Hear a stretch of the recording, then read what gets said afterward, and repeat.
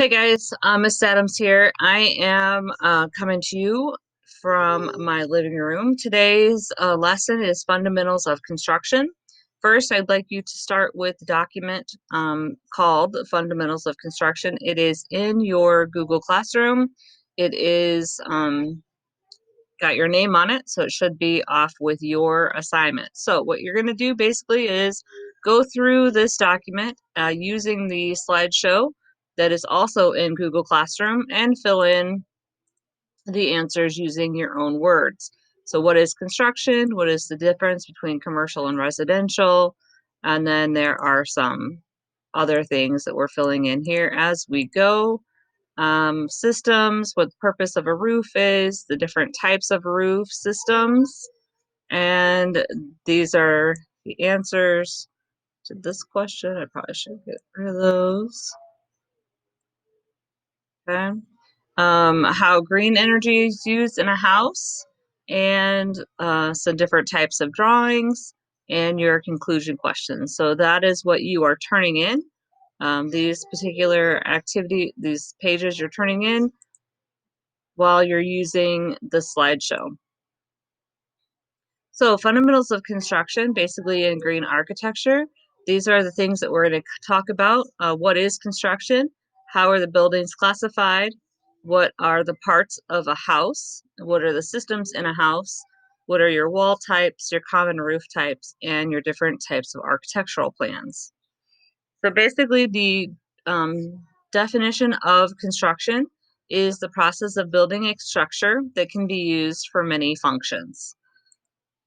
The types of construction, you have your family, community, state, religious, trade, recreation, and education. And if you can guess, number one would be recreation, two is going to be state, three would be education, four would be trade, five is residential or family, six would be community, that's a community shop, and seven obviously is a church, so that's religious. Commercial construction is basically a building with more than 50% of its floor space used for commercial activities. So commercial buildings would be stores, offices, schools, churches, gyms, libraries, museums, hospitals, and warehouses. Residential construction is the building a structure that serves as a dwelling or a home in which a person lives or resides. So that's your homes, your houses, your apartments, your condos, anything like that.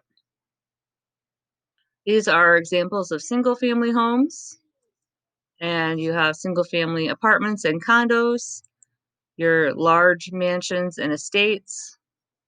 Then you have your specialty home. This is a specialty home because the president lives on the top floor and he conducts business on the bottom floors. Okay, so the parts of a house, foundation, floors, walls, systems, and roofs. These are the parts that we're going to plug into that table on your spreadsheet. The foundation is the structural system that transferred the load of the building to an area of the ground. It is probably the most fundamental part of a building. It will either make or break your house. So the foundation is the foundation. It is the ground floor where your house meets the ground. The floors, they are the primary way that the horizontal loads are carried to the beams or the columns. They provide lateral support for your walls. Your foundation and your floors are very important to the structure and the stability of your house. There are two different wall types. You have your load bearing, which are the supporting beams. Those are the ones that are going to support the roof and the load that the roof takes on. The non-load bearing, those are the dividing walls between different rooms in your house. They don't necessarily take any of the pressure off the roof. All right, so in your worksheet, we answered what is construction, and then the difference between commercial and residential. You've also should be able to give me a basic description. The foundation is the basis for a house. It takes the load. The floors do the load of the walls. The walls are load bearing or non-load bearing, and they separate and divide parts of the house. Your systems, that's going to be your electrical, your plumbing, your heating and cooling, and your roof. That's what you're going to put in that one. And then the roof system that covers um, your house and it protects you from the elements. Okay. So the next part is what systems are found in the house. So our systems are plumbing, electrical, heating, and cooling, and the roof. So we're gonna plug the in there.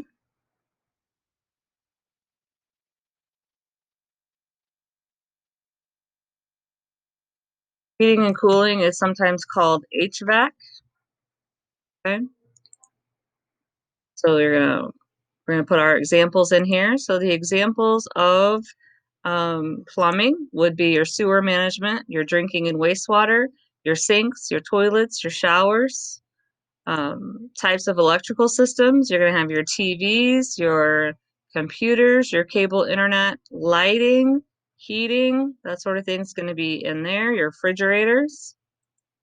Your energy sources for heating and cooling systems would be these are the sources of energy. You can also use sustainable sources. So if you use natural gas, most of our houses use natural gas. We don't normally use coal, but that's kind of where everything comes from. The oil comes from. You might have a wind turbine. You might have some solar panels. Geothermal is what we have at Sudlow. Hydroelectric is using water to create electricity. And biomass is a new one. It's using food sources, leftover crops, sometimes kelp can be used as biomass and it's transferred into energy. Your roof system protects the building and the occupants from the elements, and they come in many shapes.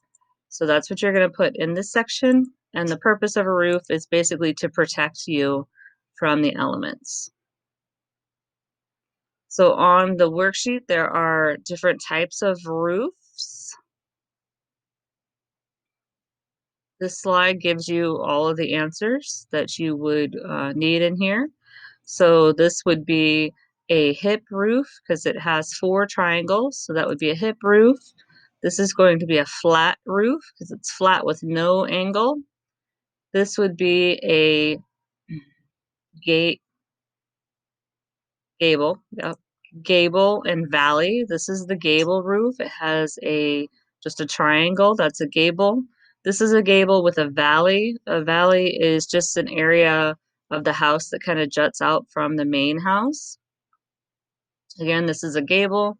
This would be a gable house with a dormer.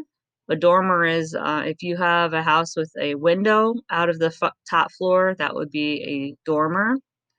This is a gambrel house. You might think that it looks like a barn, which would be accurate. This would be a shed roof. It's not flat, but it has kind of an angle on it. And then this is going to be a hip roof with a valley. You'll know it's hip because you can see the triangle on on all 4 sides. Okay. So list the common areas of the house, of a residential home, and examples of rooms that can be found in those areas.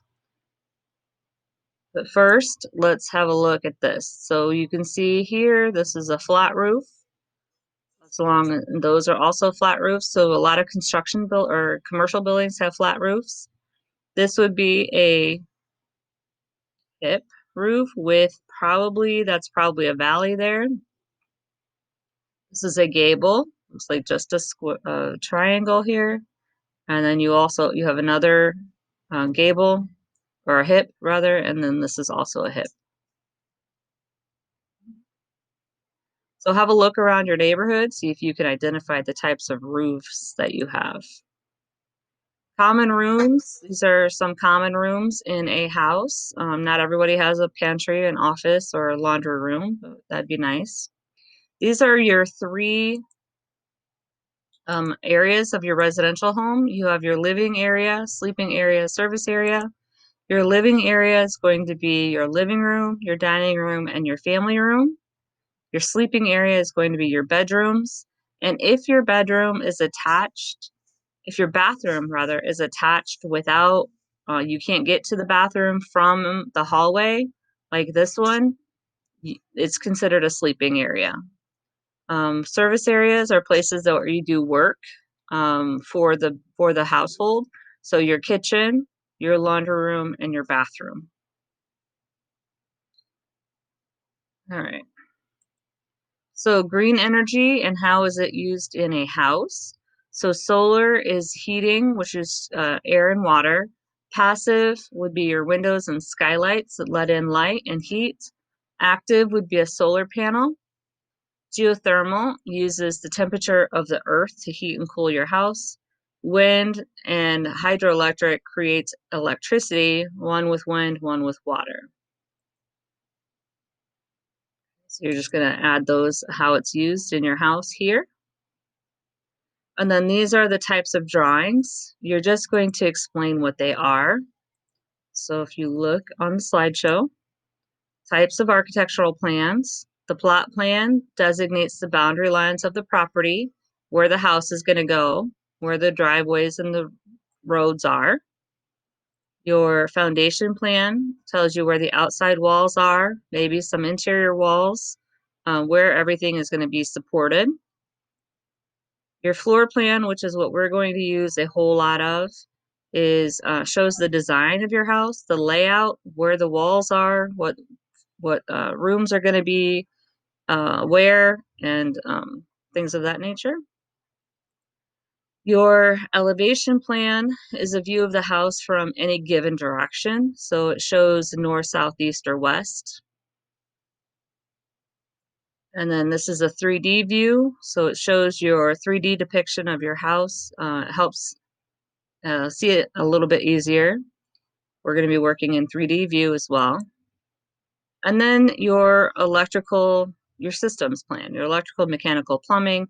That's going to show where the lights are, where the switches are, where the fixtures are, where the sewer lines are, that sort of thing.